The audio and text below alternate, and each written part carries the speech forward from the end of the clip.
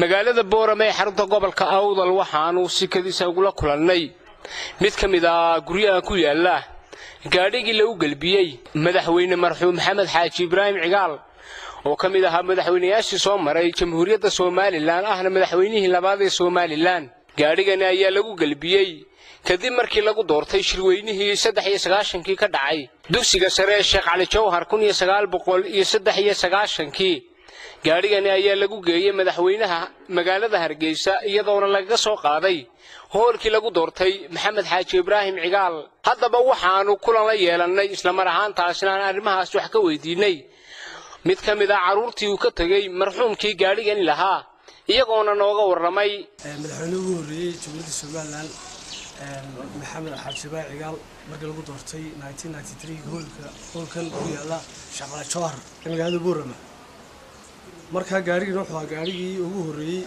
waxaana lahaa mulkiilaha wuxuu ahaa Allah naxariiste ganacsatada reer Jabuuti caan ah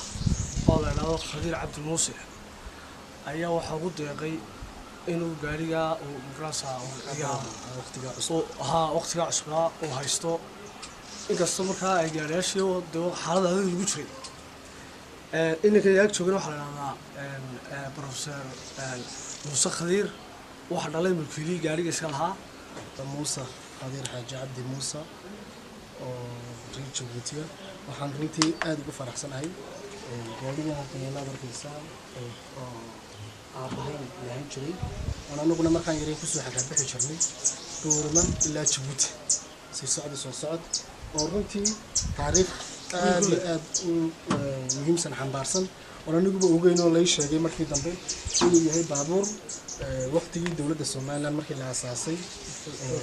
ka qayb qaatay asaaskii yani Soomaaliland taasoo ay madaxweynihii ugu horreeyay lagu doortay halkan Boorame lagaga qaaday ilaa iyo lagu geeyay Hargeysa oo intaasoo dhan wadadaas maray iyo ha gaadhigaasi marka runtii daanu gaadhigan oo ka baali iska adarkaysaan oo gaadhigoobay ana ugu talagalay markii hore inaan iska tuuro runtii markii dambe la sheegay inuu gaadhi yahay taariikh muhiim oo aad u ballaaran baabuurkan ka adarkaysaan ee aad ka u baaliyoobay wuxuu yaallaa halkan oo uu weli keenay istaaran muddo 15 sano dhaqaaqo waxa uu dambeysay Allah naxariistay markuu aabahay weeyay oo lagu soo xagaa bixin jiray 2005 ugu dambeyn xasuus sidii ugu dambeysay markaas waxaan intaas halka iska yaala weliga arkay geedaha soo waxa soo dhanba ka dulbaxo waa asaas ku yahay baali marka waa baawur qiimo leh iska kharaabnaado iska cadlaado qadiya iska hado laakiin maadaama uu taariikh xambaarsan yahay waa baawur qiimo leh marka saasan ummadda weydiinaya inuu yahay baawur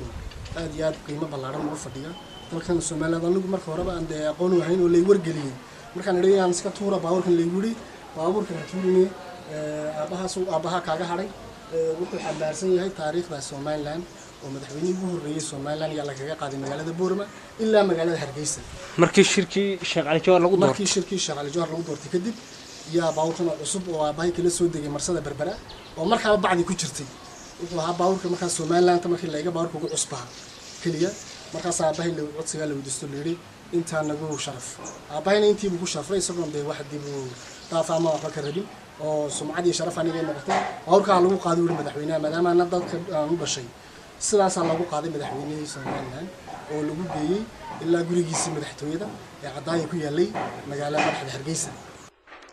gaadhigani aad arkaysaan ayaa waxa uu ahaa mid Maxamed Xaaji Ibraahim Cigaal looga soo galbiyay shirweynihii lagu doortay 1993 ee ka dhacay dugsiga sare ee Sheekh Cali Jawhar ee ku yaala magaalada Boorame waana taariikh ku suntan